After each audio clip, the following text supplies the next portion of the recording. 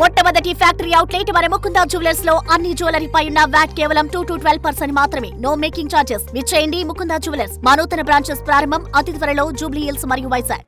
తెలంగాణకు సంబంధించినటువంటి ఇన్ఛార్జ్ కాంగ్రెస్ వ్యవహారాల ఇన్ఛార్జ్ మీనాక్షి నటరాజన్ వరకు అయితే చేరింది పాలకుర్తి పంచాయతీ. సో దీనికి సంబంధించి ఈ పాలకుర్తికి సంబంధించినటువంటి కొంతమంది కాంగ్రెస్ అసంతృప్తి నేతలు అయితే ఉన్నారు. అసలు ఎందుకు వచ్చారు మీనాక్షి నటరాజన్తో, వాళ్ళు ఏం మాట్లాడారు అనేది కూడా తెలుసుకునేటువంటి ప్రయత్నం అయితే చేద్దాం. సో అన్న, ఎందుకు వచ్చారు అసలు మీరు ఇక్కడికి? మీనాక్షి నటరాజన్ గారిని కలవడానికి కారణాలు ఏంటి?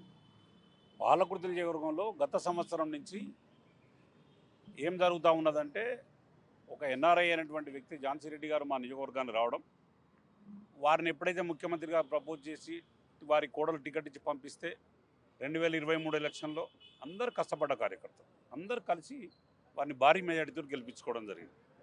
ఆ క్రమంలో వారి బిహేవియర్ బాగలేక, వారి పద్ధతి మార్చుకోక, వాళ్ళ ప్రజా సంబంధాలు తెలుసుకోవాలనే ఆలోచన కూడా లేకుండా ఉంటే, అట్లా కాదండి ఇట్లా ప్రజలతోటి ఇట్లా ఉండాలని చెప్తే సీనియర్ నాయకులు అందరూ, నియోజకవర్గ సీనియర్ నాయకులందరూ కూడా ఇట్లా ఉంటే బాగుంటుంది, ఇట్లా ప్రజల్లో పోవాలని చెప్తే వాళ్ళందరినీ దూరం పెట్టింది.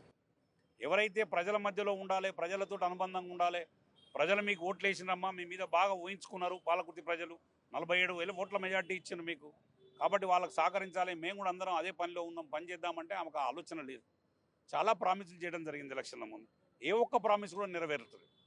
నెరవేర్చకుండా భాగం ఎవరైతే ఆమె ఇది పద్ధతి కాదని చెప్పినో వాళ్ళని అసమ్మతి ముద్ర వేయడం, మీరు మాకు అసమ్మతులు దయాకరావు కోవట్లు అని చెప్పడం, ఇటువంటి సిస్టమ్ మొత్తం నియోజకవర్గంలో తయారు చేస్తే అందరూ కూడా దూరమై మొన్న సర్పంచ్ ఎలక్షన్లో ఆమె అసమ్మతి ముద్ర వేసిన తర్వాత అందరూ వాళ్ళ ఇండివిజువాలిటీ నిరూపించుకోవడానికి ఆమె గ్రామంలో కూడా ఆమె పాలలో ఆమెను ఏదైతే తీసుకొచ్చి నియోజకవర్గంలో ఆమెను మా కోడలను ఎమ్మెల్యే చేసిండ్రో, తిరుపతి రెడ్డి గారు, నరేందర్ రెడ్డి గారు, అక్కడ మహేందర్ గ్రామ సర్పంచ్, వీళ్ళందరూ కూడా ఆమె కోసం కష్టపడ్డారు.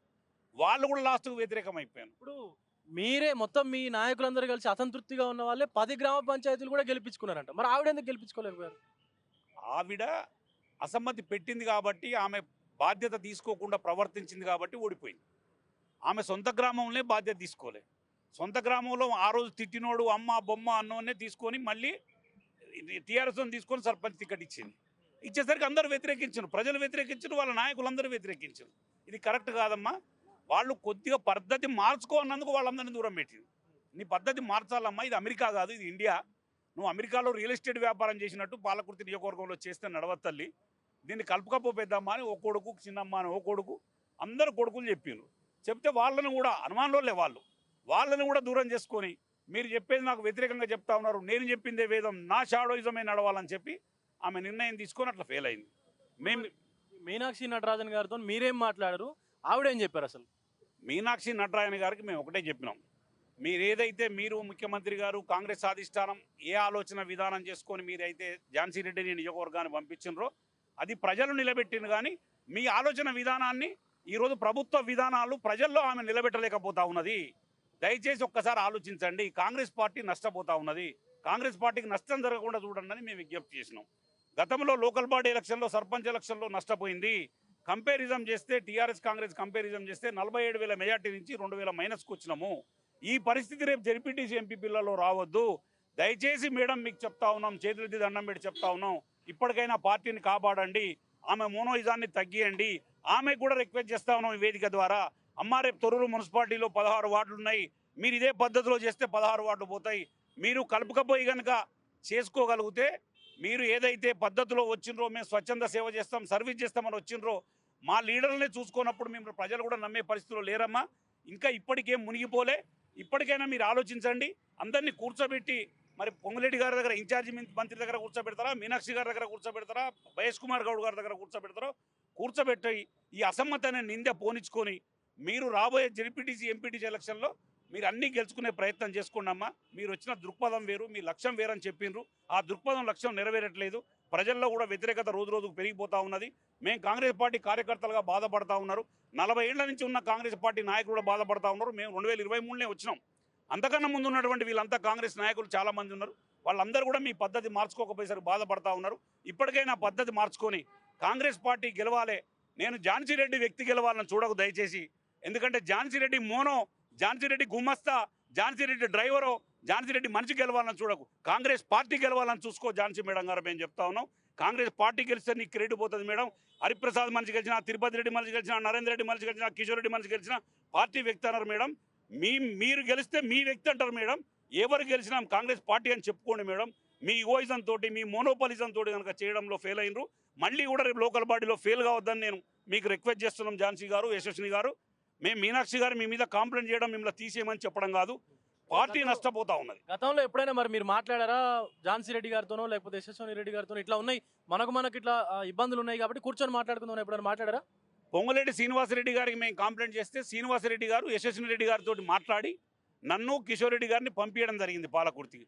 మనసు చంపుకొని పోయి మాట్లాడితే కూడా ఎమ్మెల్యే గారు పాపం బాగా మాట్లాడింది, అంకుల్ కలిసిపోదాం, పని చేసుకుందాం అన్నది. ఆ అమ్మాయిని మేము తప్పు పట్టట్లేదు, నాకు ఆ బిడ్డ లాంటిది.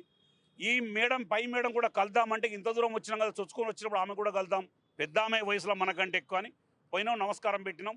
అక్క మీకు మాకేం పంచాయతీ అంటే ఆ మాట మాట్లాడలే. ఎందుకు తమ్ముడు నీకు నాకేం పంచాయతీ, నా ఎలక్షన్కి పనిచేసిండ్రు, మీరంతా కష్టపడ్డరు, 47,000 మెజార్టీ ఇచ్చిండ్రు. ఇప్పుడు ఏమైనా చిన్న సమస్యలు ఉంటే మన ఇద్దరి మధ్యలో మాట్లాడుకుందాం తప్ప మీరు ఇట్లా చేయొద్దని చెప్తే అయిపోయేది.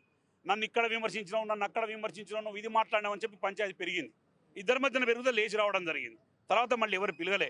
మళ్ళీ శ్రీనివాసరెడ్డి గారికి చెప్పినాం.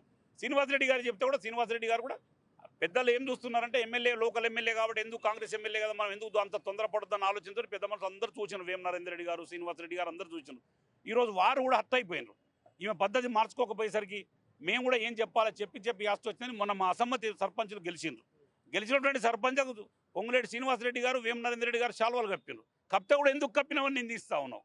నీకోసం పనిచేసిన వాళ్ళు, నీకోసం కష్టపడ్డోళ్ళు, నీకోసం కాళ్ళు పట్టుకున్న వాళ్ళు, అటువంటి వాళ్ళని కూడా ఈరోజు ఓర్చుకోలేకపోతా ఉన్నావు అంటే ఝాన్సీ రెడ్డి నువ్వు ఎవరిని ఓర్చుకోగలుగుతావు? ఒక్కసారి ఆలోచించమని కోరుతా ఉన్నావు. ఇప్పటికైనా తక్షణమే మీరు స్పందించి, ఇద్దరు అమెరికాలోనే ఉన్నారు, మరి ప్రజలు ఇక్కడ బాధపడతా ఉన్నారు, వచ్చి తక్షణమే నిర్ణయం తీసుకొని ఆలోచన చేసుకొని ఒక విధానం మార్చుకొని మీ ఇగోయిజాన్ని బంద్ చేసుకొని వచ్చి ఈ అందరినీ కూర్చోబెట్టుకొని మాట్లాడి కాంగ్రెస్ పార్టీని కాపాడాలని చెప్పి కోరుతా ఉన్నాను.